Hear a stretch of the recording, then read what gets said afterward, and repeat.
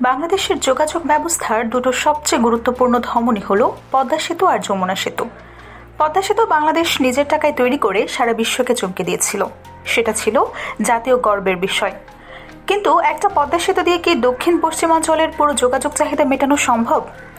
একটি যমুনা সেতু দিয়ে কি উত্তরবঙ্গের কোটি কোটি মানুষের ভাগ্য বদলানো যায়? উত্তর হলো সবসময় না। আর ঠিক এই ফাঁকটাতেই ঢুকে পড়েছে চীন।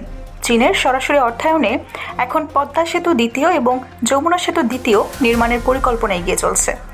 এই দুটো সেতু শুধু ইট সিমেন্ট লোহার ব্যবস্থাপনা না, এগুলো বাংলাদেশের অর্থনৈতিক মেরুদণ্ডকে দ্বিগুণ শক্তিশালী করার হাতিয়ার। কিন্তু শুধু সেতু দিয়ে কি চীনের পরিকল্পনা শেষ? মোটেই না। চীনের আসল মাস্টার স্ট্রোক লুকিয়ে আছে অন্য জায়গায়, আর সেটা শুনলে ভারতের ঘুম হারাম হয়ে যাওয়ার কারণটাও পরিষ্কার হয়ে যাবে।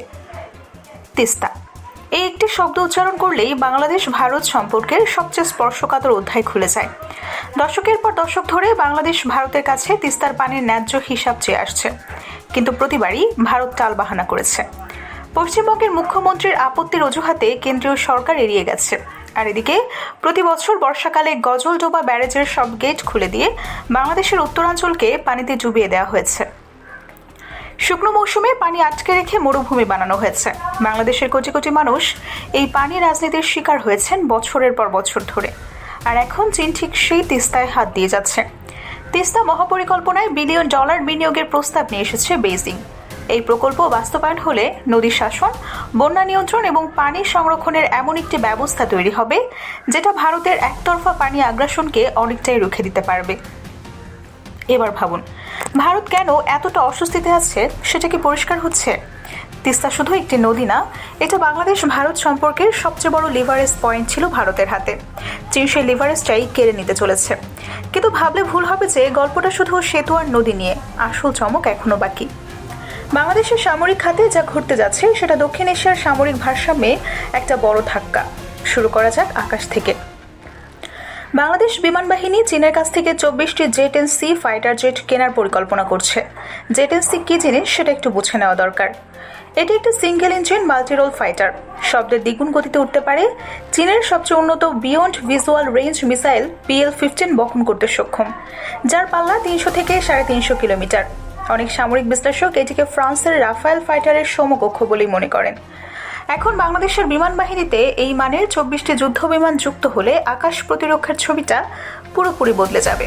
কিন্তু শুধু আক্রমণাত্মক ক্ষমতা বাড়ালেই তো হবে না, আকাশকে সুরক্ষিত রাখতে হলে প্রতিরক্ষা ব্যবস্থাও প্রয়োজন।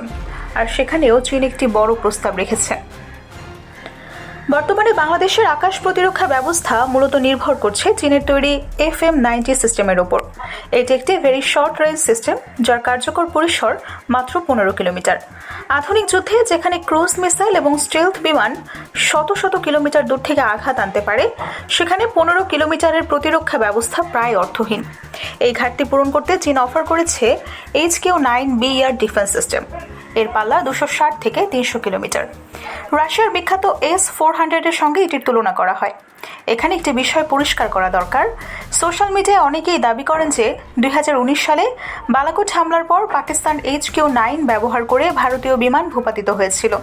কিন্তু বাস্তব তথ্য বলছে পাকিস্তান সে সময় F-16 এবং JF-17 ফাইটার ব্যবহার করেছিল। পাকিস্তান HQ-9 কিনেছে তারও 2 বছর পরে 2021 সালে। তবে এই সিস্টেমের সক্ষমতা নিয়ে কোনো সন্দেহ নেই। বাংলাদেশ এটি মোতায়েন হলে যে কোনো আক্রমণকারী বিমান বা মিসাইলের জন্য বাংলাদেশের আকাশ হয়ে দাঁড়াবে একটা দুর্ভেদ্য দেয়াল। কিন্তু আকাশ তো সুরক্ষিত হলো, সাগরের কি হবে? আর ঠিক এখানেই গল্পটা আরও চমকপ্রদ হয়ে ওঠে।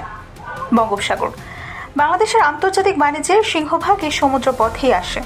এই বিশাল জলসীমা নিরাপত্তা নিশ্চিত করা বাংলাদেশের জন্য অপরিহার্য। কিন্তু বর্তমান বাস্তবতাটা কি?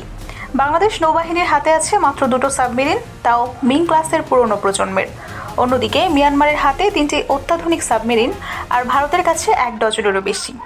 এই ভারসাম্যহীনতা বাংলাদেশের সমুদ্র নিরাপত্তাকে অত্যন্ত ঝুঁকিতে রেখেছে। সামরিক বিশ্লেষকদের মতে বাংলাদেশের সমুদ্র সীমার প্রাথমিক নিরাপত্তা নিশ্চিত করতে কমপক্ষে 6টি সাবমেরিন প্রয়োজন। আর এই ঘাটতি পূরণ করতেই চীন থেকে আরও 4টে সাবমেরিন কেনার পরিকল্পনাও চলছে। এখানে একটি গুরুত্বপূর্ণ বিষয় পরিষ্কার করা দরকার। ইন্টারনেটে অনেক জায়গা দাবি করা হচ্ছে বাংলাদেশ চীনের টাইপ 095 নিউক্লিয়ার সাবমেরিন কিনতে যাচ্ছে। এটি সম্পূর্ণ ভুল তথ্য। চীন তাদের পারমাণবিক সাবমেরিন কখনোই অন্য কোনো দেশের কাছে রপ্তানি করে না। বাস্তবে চীন বাংলাদেশকে অফার করেছে type 039B Hannan class submarine. এটি ডিজেল ইলেকট্রিক এআইপি সিস্টেমে চলে। নিউক্লিয়ার না থাকলেও এর সক্ষমতা অসাধারণ। সাগরের গভীরে সপ্তাহের পর সপ্তাহ নীরব থাকতে পারে। শত্রু রাডারে ধরা পড়ার সম্ভাবনা খুবই কম। একই মডেলের সাবমেরিন চীন পাকিস্তানকেও দিয়েছে।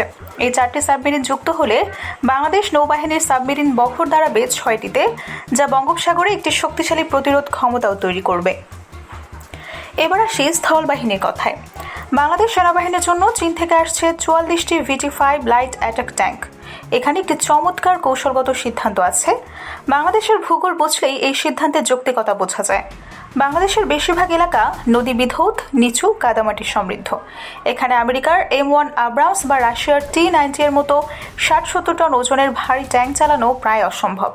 কাদায় ডেবে যাবে, সেতু ভেঙে পড়বে, চলাচলই সম্ভব হবে না।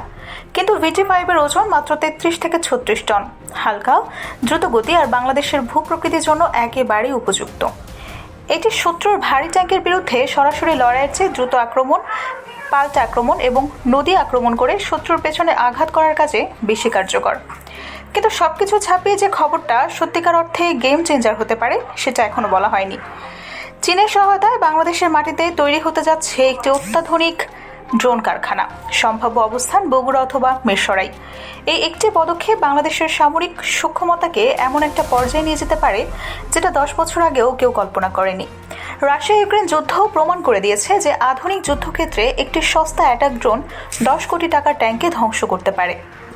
ড্রোন শুধু এখন গোয়েন্দা তথ্যের সংগ্রহের হাতিয়ার না, এটি আধুনিক যুদ্ধের সবচেয়ে কার্যকর এবং সাশ্রয়ী অস্ত্র। যুদ্ধকালীন সময়ে নিজে উৎপাদন বাড়াতে পারে। সবচেয়ে গুরুত্বপূর্ণ, এটি একটি দেশের সামরিক আত্মনির্ভরশীলতার দিকে প্রথম পদক্ষেপ। সবকিছু মিলিয়ে এখন পুরো ছবিটা দেখা যাক। 24 10C fighter, HQ-9B air defence, 4টি নতুন সাবমেরিন, 44টি লাইট ট্যাঙ্ক এবং নিজের মাটিতে ড্রোন কারখানা। এই পুরো প্যাকেজটি মিলিয়ে যে সামরিক সক্ষমতা তৈরি হবে, সেটা বাংলাদেশের ইতিহাসে এককালীন সবচেয়ে বড় সামরিক আধুনিকায়ন। চীনকে শুধু বন্ধুত্বের খাতিরে এসব করছে?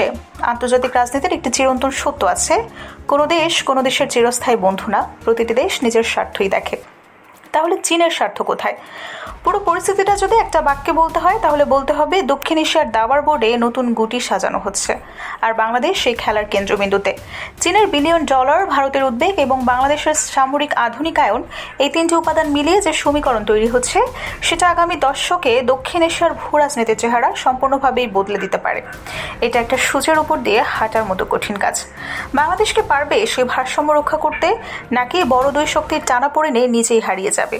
চীনের এই বিনিয়োগ বাংলাদেশের জন্য আশীর্বাদ নাকি ভবিষ্যতের ফাঁদ? কমেন্টে জানান আপনার মতামত।